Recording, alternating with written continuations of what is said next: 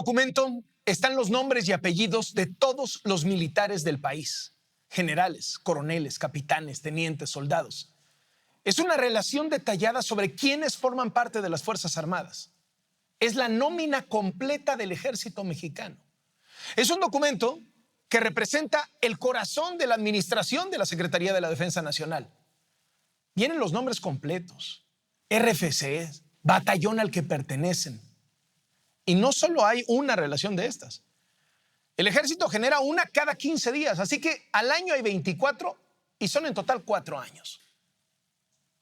Este es un correo electrónico en el que se comparten documentos con datos personales del general Audomaro Martínez Zapata, el director del Centro Nacional de Inteligencia, lo que antes era el CISEN.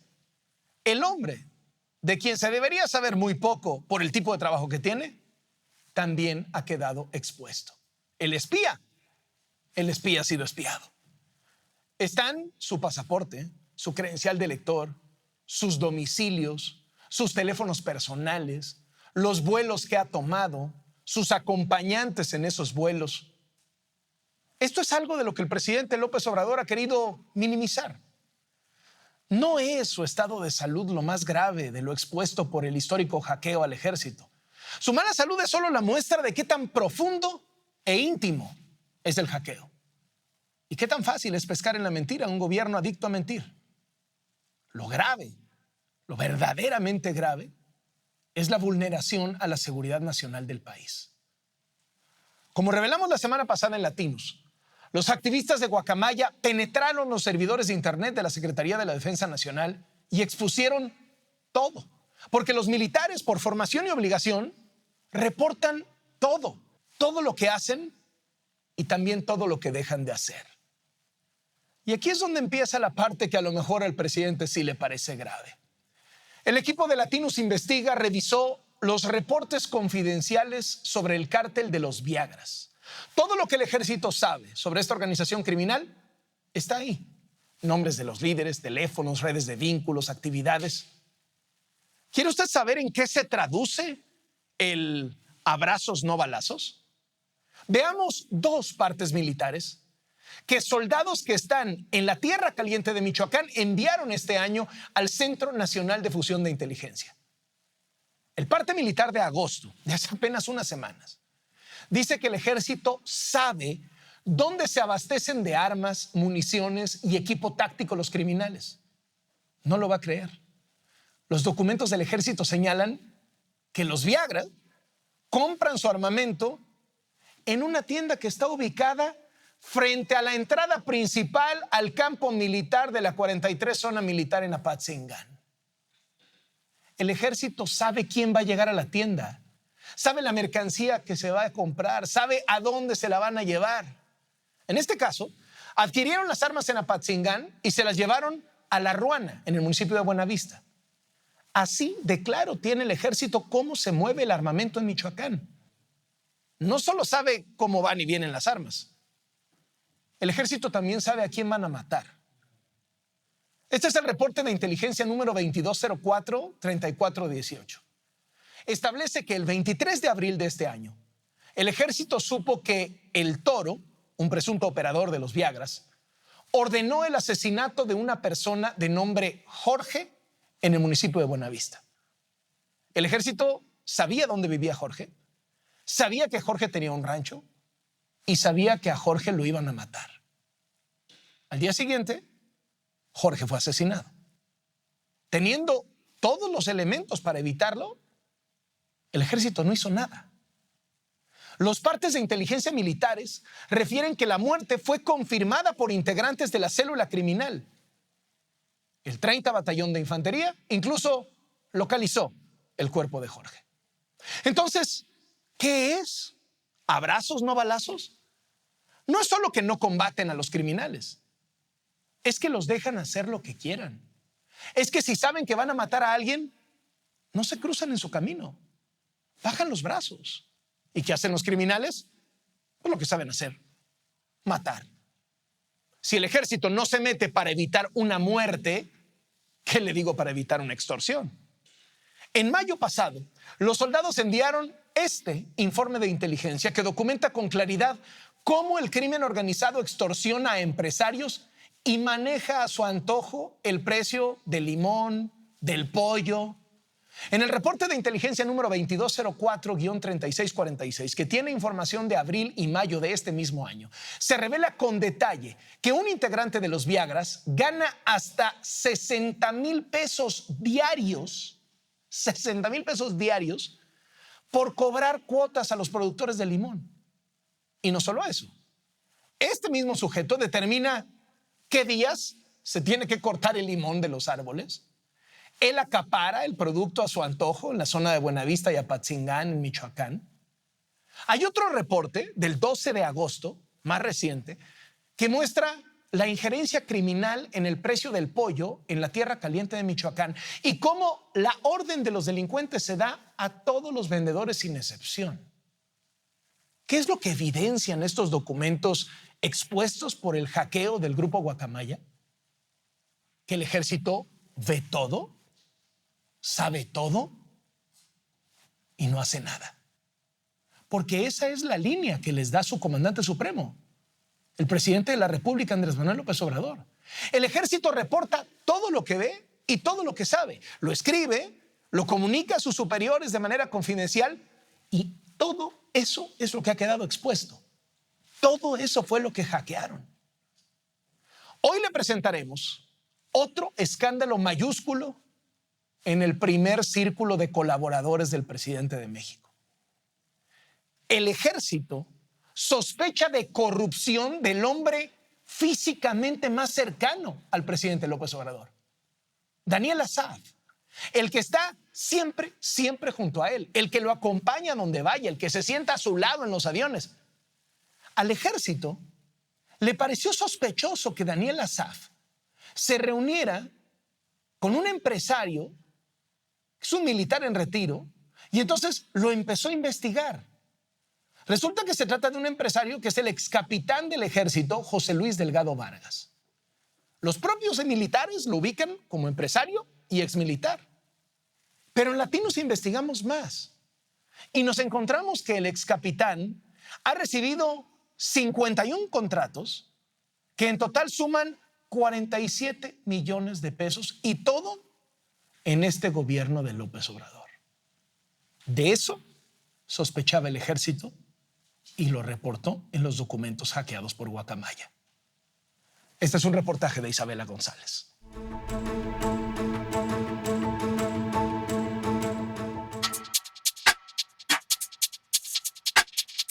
Él es Daniel Asaf Manjarrés, el hombre físicamente más cercano al presidente de México, Andrés Manuel López Obrador.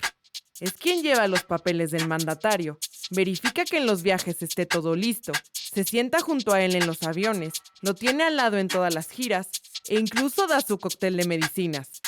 Es su asistente personal.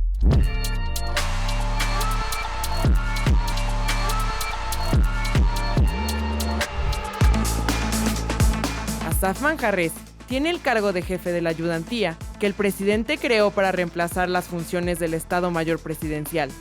En los viajes del presidente a Estados Unidos, en los momentos en los que no están presentes los traductores oficiales, Asaf es quien le traduce.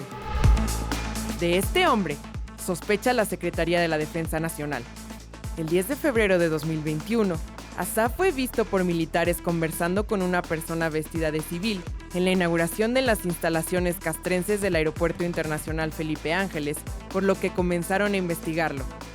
Así quedó registrado en una tarjeta dirigida al titular de la Sedena, el general Luis Crescencio Sandoval, enviada un día después, y la cual se encuentra entre los correos obtenidos por el grupo de hackers Guacamaya. En el documento, los militares indican que ese civil resultó ser un militar retirado hace 11 años, de nombre José Luis Delgado Vargas, que trabaja en la empresa ABC Civmed, dedicada a servicios de mantenimiento para equipos médicos. En el correo enviado al general secretario, se adjuntó una fotografía de la credencial vigente del militar retirado y su registro en la base de datos del ejército. La investigación de la Sedena profundizó sobre quién era este hombre sospechoso, con el que se reunió el funcionario más cercano al presidente. Los militares indagaron si este mayor retirado trabajaba en la obra del AIFA o si ABC Civmed era contratista de la misma. Le preguntaron al encargado de la construcción del aeropuerto, el general Gustavo Vallejo, quien respondió que ni Delgado Vargas ni la empresa donde labora contaban con algún contrato en el aeropuerto. Pero en una revisión a la Plataforma Nacional de Transparencia, Latinus encontró que la Sedena entregó 51 contratos por 47 millones de pesos a ABC Civmed desde el 1 de diciembre de 2018, cuando inició el actual gobierno, y Daniel Asaf fue nombrado con esa cercanía al presidente de México. La mayoría de los contratos fueron otorgados mediante licitación pública y en algunas ocasiones la Sedena invitó a la compañía a participar en los concursos. De acuerdo con el acta constitutiva de la empresa, la compañía es de familiares de José Luis Delgado Vargas. Ezequiel Delgado y María Vargas aparecen como los únicos socios de la empresa. ABC Civmed, supuestamente dedicada al mantenimiento de equipo médico, ha logrado contratos de la Sedena para arreglar aires acondicionados y hasta para surtir alimento e insumos para perros.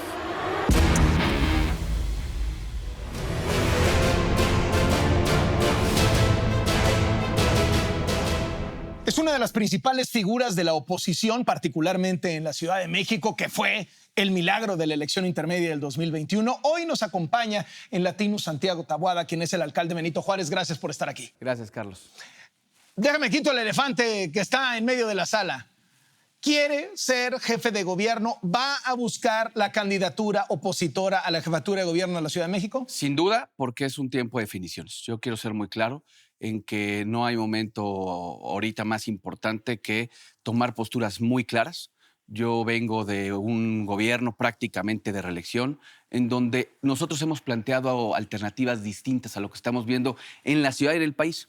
Porque déjame decirte por qué Benito Juárez se ha vuelto la alcaldía más recurrente en las mañaneras. La alcaldía más odiada por López Obrador. Por supuesto, Ajá. porque nosotros hemos planteado desde el principio un proyecto alternativo, distinto, plural, democrático. Nosotros inclusive Benito Juárez, la alcaldía Benito Juárez, vaya nombre, ¿no? El héroe Sí, patrio sí. favorito del presidente.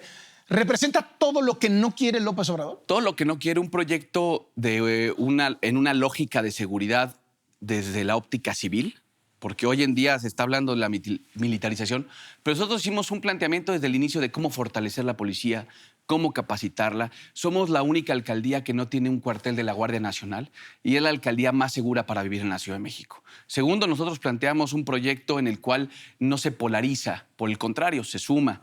Lo que hoy han hecho en la Ciudad de México, nosotros hemos inclusive planteado el rescate a las estancias infantiles cuando el presidente las canceló. Aquí las rescatamos. Cuando el presidente también habló de la pandemia, nosotros hicimos lo contrario, apoyamos a los empresarios, nosotros apoyamos el empleo. Prácticamente se está fraguando desde Benito Juárez y por eso el ataque del presidente, una alternativa que en la Ciudad de México va a ser, sin duda alguna, una alternativa que va a generar un triunfo de la oposición en el 2024. ¿Oficialmente este es un destape? Oficialmente te quiero decir, Carlos, que quiero ser jefe de gobierno de la Ciudad de México en el 2024. Ahora, electoralmente, ¿eso cómo se hace? ¿Va a dejar la alcaldía? ¿Va a seguir siendo alcalde? ¿Hasta cuándo? ¿Y cómo va a ser campaña? ¿Cuál es el plan ahí? Yo voy a seguir con mi responsabilidad en la alcaldía, pero por supuesto que desde ahorita hemos venido trabajando también con nuestros amigos, los alcaldes de la oposición, pero también en otras ópticas de la ciudad, porque nos quisieron plantear una narrativa de que la ciudad se dividió. No, Carlos, la ciudad la perdieron en el 2021 y déjame darte un dato. ¿La Ciudad de México es un bastión ya de la oposición? La Ciudad de México es un bastión de lo que no quiere ver el capitalino, el chilango, lo que está viendo en el país. Un país que está dividido, un país que corren a una activista de una plaza pública, eso no es la Ciudad de México. Una Ciudad de México que le aspira a la reactivación económica, que quiere buenos empleos, que quiere seguridad, que no quiere que una línea del metro se caiga. Eso es lo que quiere la gente en la Ciudad de México y esa es la alternativa que le estamos dando desde la oposición, porque te decía que nos quisieron plantear que la ciudad se dividió en dos, no. Nosotros estuvimos a 3 puntos de Gustavo Madero, a 1 punto de Xochimilco. Arrebatamos del bastión de Morena 2 distritos en Iztapalapa. Esa fue la elección del 2021. Y estamos seguros que la Ciudad de México la va a ganar la oposición en el 2024. ¿La tienen en la bolsa? No la tenemos en la bolsa, hay que trabajar mucho. Pero estamos convencidos que lo que han venido haciendo, porque la ciudad pasó de tener una óptica desde el gobierno, desde la jefatura de gobierno, de gobernar para la gente, a pasar a llenarle el ojo al presidente. Esa es la lógica del gobierno de la ciudad. No les gusta lo que la ciudad quiere y nada más es aplaudir y prácticamente darle la razón lo que dice el presidente todas las mañanas.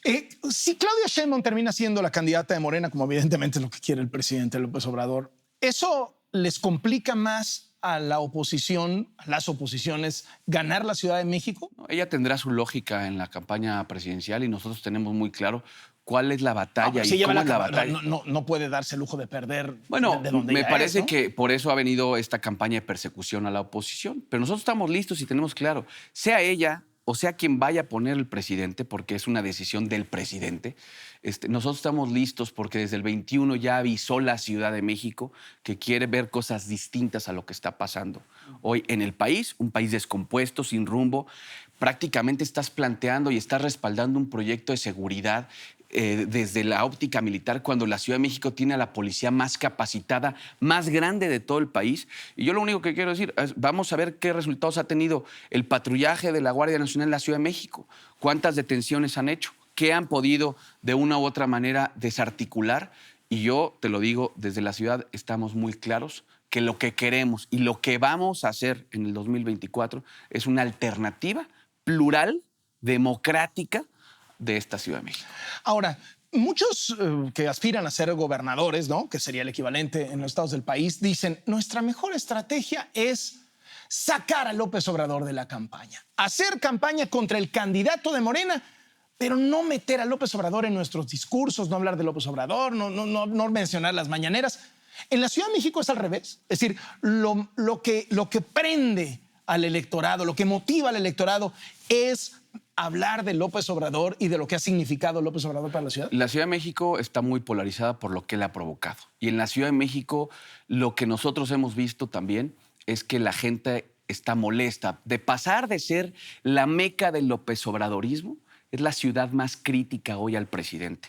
A nosotros, por supuesto, que sabemos que no solamente va a ser una campaña contra el que vaya a ser el candidato o la candidata de Morena, sino va a ser una campaña contra el presidente todos los días, porque él se ha enfocado prácticamente en intentar dividir a la oposición de la Ciudad de México, en señalarnos desde la mañanera, en condenarnos, en meterse a la agenda política de la ciudad, porque, insisto, aquí en la ciudad, por supuesto, que va a estar presente la figura de López Obrador, y te lo digo, que siga presente porque va cayendo el presidente en su revocación. Fue una de las entidades que más rechazo tuvo en la revocación de mandato. Ahí están los números. Y eso que no hubo llamado a votar, ¿no? Y eso que no hubo llamado a votar. Hay casillas en Gustavo Madero que ganó, insisto, el que se fuera el presidente. Así lo vamos a recibir y así estamos listos para la contienda en la ciudad. Hablando de polarización, Claudia Sheinbaum, a propósito de su cuarto informe, está dando informes en cada alcaldía. Y se quejó de que el alcalde en Benito Juárez, Santiago Taboada, no fue a su informe cuando tocó ahí. Mira, yo estoy listo para trabajar y siempre he tendido la mano para trabajar. Y hoy prácticamente desde que ganamos en el 2021 la reelección, hemos tenido 2 reuniones de trabajo. A las reuniones de trabajo, bienvenidas. A los eventos donde solamente quieran que se les aplauda y no haya autocrítica, por supuesto que no me voy a prestar. ¿Tampoco no va a ir a gritarle, presidente? Por supuesto que no. Yo tengo muy claras mis convicciones. Nunca me he negado a estar colaborando y a cumplir mis funciones, pero de ahí a que pueda ir simple y sencillamente a un ejercicio de aplausómetro no es mi intención. Por eso lo hice, por eso no acudí. Y prácticamente nosotros lo que estamos buscando es tener una reunión, poder hablar de la problemática de la ciudad, Carlos. La ciudad tiene hoy problemáticas. ¿Solo se han reunido 2 veces? 2 veces. Desde que ganamos la reelección en el 2021, 2 reuniones hemos tenido. Una de seguridad y una con respecto al agua. Me parece que ese no es el ejercicio que un alcalde de oposición quisiera tener. Y si tú dijeras que hay cortesía política, prácticamente creen que por mandarte un oficio tienes la obligación de acudir a un evento político. ¿Puede sobrevivir Taboada al escándalo del cártel inmobiliario? ¿Puede un candidato de oposición en la Ciudad de México sobrevivir a este escándalo de corrupción? Yo quiero decirte algo muy claro. Yo digo que cero impunidad en estos casos, pero también cero impunidad en la línea 12 del metro. Y cero impunidad también en los feminicidios. Y decirte también... O sea, panistas al bote por el cártel inmobiliario. Quien haya cometido, no solamente en este tema, en cualquier otro tema, con respecto a su función pública, con respecto a sus responsabilidades, que se cumpla la ley. Nada más que no se haga una persecución política al respecto. Voy a eso. primero me concentro en el cártel inmobiliario, que es lo que salpica Correcto. al PAN. Si es panista y Por tiene su- responsabilidad, ¿va al bote? El que sea ¿Y hay panistas con responsabilidad en esto? quien así lo acredite, que tenga una responsabilidad, que pague lo que tenga que pagar. De cara a lo que se ha visto, Por parecería que supuesto, sí. por supuesto. A ver, simple y sencillamente, que lo que arrojen las investigaciones y las pruebas, quien tenga que pagar algo, que lo pague. Aunque sea panista. Aunque sea panista y del color que sea. Voy a la línea 12 del metro. Claudia Sheinbaum merecería un expediente, una carpeta de investigación, merecería una orden de aprehensión por la línea 12, o Marcelo Ebrard. Bueno, Florencia Serranía debería de estar hoy declarando ante un juez su responsabilidad por no haberle dado mantenimiento y que 26 personas murieran en esa línea 12. Y hoy está premiada. Y hoy inclusive se Ni le siquiera la citaron a canceló. declarar, ¿no? No, sí la citaron a declarar y el mismo juez se retractó por presión de gobierno y prácticamente le cancelaron la orden de presentación. Eso es impunidad. Y eso precisamente es aplicar la justicia para unos y para precisamente los cercanos al gobierno que tienen responsabilidad de 26 muertes, Carlos. Prácticamente no se les ha tocado con un solo dedo. El papá de Tabe, que salió con el cuchillo, ¿un error o un delito? Primero, la reacción, insisto, fue un error. Él así también lo manifestó, así lo mencionó el alcalde Mauricio Tabe. Pero también quiero decirte, el señor ya se presentó. El señor ya está haciendo ¿Pero es un error o es un delito? No, me parece que fue un error. La tentativa de homicidio que le plantean no se sostiene. Ya habrá, Le puso un cuchillo en el ya cuello. habrá, al habrá, funcionario. insisto, yo no apruebo bajo ninguna circunstancia la reacción. Tan es así que el señor ya se presentó, está viviendo un proceso de prisión domiciliaria. Y lo que sí te quiero decir es, lo único que nosotros estamos hablando hoy es que no se justifica ninguna reacción y que el señor está también llevando su proceso y se está presentando ante las autoridades. Una de las cosas que le han reclamado a la oposición es cómo dicen que cuando sale un empresario dueño de una taquería a ponerle un cuchillo en el cuello a un y a someter a un funcionario del gobierno de la Ciudad de México es un error. Pero si increpan, que también está muy mal, a Denise Dresser cuando está marchando y la acosan y le gritan, etcétera, etcétera, entonces eso sí es un delito.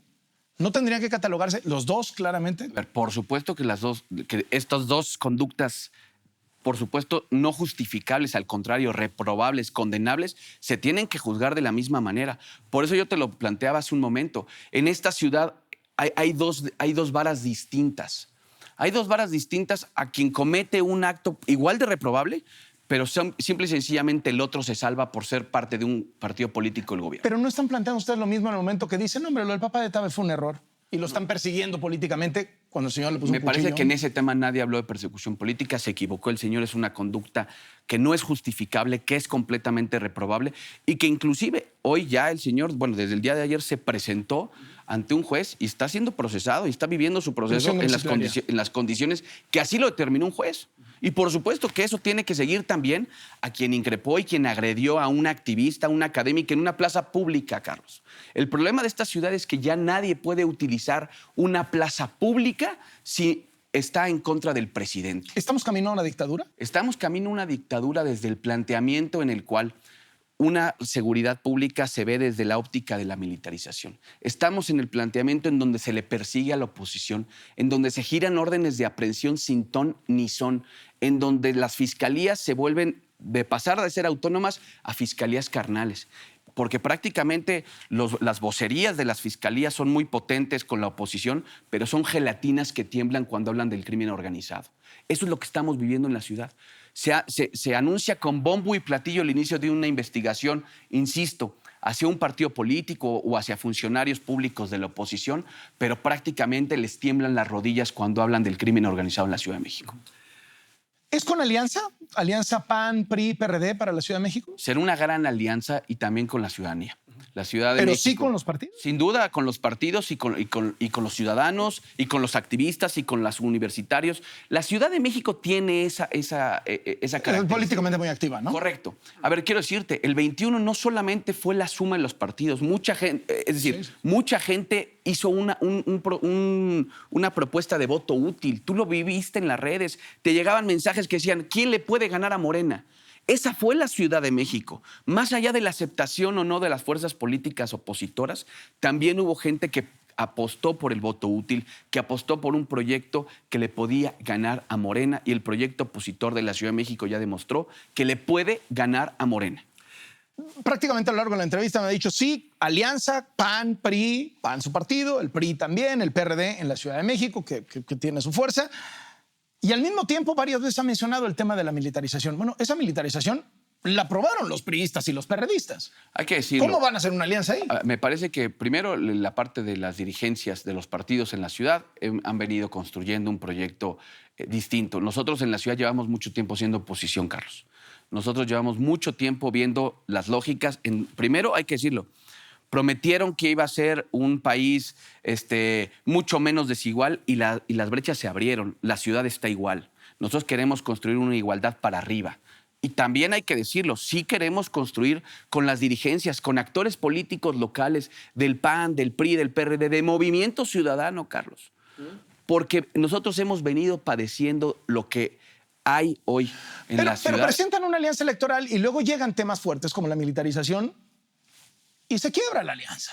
Y resulta que el PRI se dobla y PRD se dobla y hay militarización cuando pues, buena parte del discurso opositor es no a esta estrategia fallida de seguridad. Sin duda. El electorado queda brutalmente confundido. Nosotros ahí. por eso te lo decimos. Más allá de una lógica de partidos políticos que claro que es deseable, también nosotros estamos construyendo esas alternativas con una ciudad profundamente politizada, una ciudad que quiere respuestas, que quiere mejorar sus condiciones. Y también hay que decirlo, los actores políticos locales tienen una relevancia, tienen un peso y también se está construyendo con ellos. Hoy en día hay priistas que votaron en contra de la militarización, hoy también hay perredistas que están en contra de la militarización y precisamente estamos construyendo ese proyecto opositor y por eso hablaba también de otra fuerza política con la que también hay que construir y también hay que tender la mano, que es Movimiento Ciudadano, porque la lógica de la ciudad ¿preferiría una es alianza PAN-MC-PRD que PAN-PRI-PRD? una lógica de todos los partidos. Aquí cabemos todos, Carlos. ¿Y se pueden todos? MC ha dicho que no se quiere. Yo creo que cabemos todos en la ciudad. Es una ciudad plural, es una ciudad diversa y en lo cual estamos dispuestos a hacer todas las sumas posibles. Insisto, no estamos dejando por fuera a nadie, pero también siendo muy claros que quienes quieran sumarse a este proyecto son bienvenidos. ¿No lo van a enmarcar como una contienda en la Ciudad de México de ricos y clase medieros contra pobres? Me parece que primero sería un error. Nosotros no buscamos y no le apostamos una campaña así de polarizada. Porque nosotros No, vemos... que se los vayan a echar, Alfred. Y nosotros creemos una cosa. Este gran problema que hablan de que vivir en un lado de la ciudad es ser fifí y de otro lado chairo, lo único que ha hecho es desgastar y lastimar a la ciudad. No tendría por qué ser esta diferencia que ellos han construido con sus ópticas de gobierno, en donde, ¿por qué tú tendrías que tener un servicio público distinto? O una escuela pública tendría que ser una tragedia en una alcaldía y en otra con otras condiciones. Me parece que el proyecto que nosotros vamos a plantear en la ciudad tiene que ser, insisto, de una igualdad para arriba, como te lo comentaba. Que donde vivas puedas acceder a una buena escuela pública, a un espacio público digno. Hoy en día prácticamente ve las condiciones del transporte público en la ciudad. Me parece que no es digno que alguien pueda viajar en un metro con las puertas abiertas. Eso hay que plantearlo y hay que replantearlo porque lo único que han querido hacer y lo único que han hecho en estos años es abrir la brecha de desigualdad. ¿Cree que la puede ganar? Hay muchos que quieren ser candidatos de la oposición. No vamos a perder esta gran oportunidad, Carlos, también de hacer un proyecto de unidad. El proyecto es mucho más importante Ya que los varios han personajes. levantado la mano, sin como duda. otros la van a levantar. Sin duda. Y por eso nosotros creemos en que en este caso vamos a lograr un gran proyecto de unidad. No nos vamos a pelear. Cabemos todos, cabemos todas, porque queremos, insisto, que este proyecto sea un proyecto que le dé lo que no le han dado a la ciudad, lo que le prometieron a la ciudad y por lo cual la ciudad hace 4 años se volcó en una elección histórica a darles la mayoría. ¿A quiénes les van a poner enfrente? ¿A quién creen? ¿A Martí Batres? ¿A Rosa Isela? ¿Le tienen miedo a Harfuch? Si le ponen a Harfuch. A quien pongan, estoy convencido que el proyecto de la oposición va a salir adelante en la ciudad. La ciudad, insisto, quiere De esos 3 nombres, ¿cuál les parece el más competitivo? Me parece que quien ellos pongan no nos preocupa en ese sentido. Bueno, pero como análisis, pues como análisis. Me como parece análisis. que los 3 tienen experiencia política en la ciudad. tienen, insisto, como actores políticos han tenido cargos representativos en el gobierno, en este caso en el Senado, ¿no? El caso del secretario de Gobierno. Y nosotros no vamos a hablar de ellos, nosotros vamos a hablar de lo que vamos a conseguir nosotros. Algunos les pueden hablar más a la base de Morena, Correcto. pero otros, pienso como el secretario de Seguridad, Harfuch, les puede hablar también a la clase media y a la clase alta, que es, pues digamos, donde ustedes tienen. Me parece que la ciudad bastión. y la clase media y la clase popular de esta ciudad quiere vivir mejor. Y más allá de lo que tú puedas construir en una campaña, los hechos, lo que está pasando en el país, lo que está pasando en la ciudad, la pérdida de competitividad, la pérdida de empleos, habla por sí solo. Me parece, y ahí están los números, que la ciudad ya no quiere seguir el mismo rumbo. La ciudad ya se cansó y la ciudad ya avisó. La ciudad, Carlos, siempre avisa, ¿eh? En el 2015, Morena ganó la ciudad. Esa fue los resultados de la elección. Y prácticamente en el 2021 pasó lo mismo en el caso de la oposición. Nosotros estamos listos para llevar un proyecto mucho más sustentado. ¿En qué? En generarles mejores condiciones para vivir. La gente en la ciudad se merece vivir mejor. No puede estar condenada a las tragedias de abrir prácticamente la llave del agua y que 4 días a la semana no salga ni una gota. Eso sí, repartiendo tinacos en todos lados. Eso no puede ser una ciudad equilibrada, eso no puede ser una ciudad igualitaria, esa no puede ser una ciudad de derechos. Muchísimas gracias, Santiago Taboada, por acompañarnos aquí en Latinos. Gracias, Carlos. Y estaremos al pendiente, pues se ha destapado en este programa para buscar la jefatura de gobierno de la Ciudad de México el alcalde en Benito Juárez, el panista Santiago Taboada.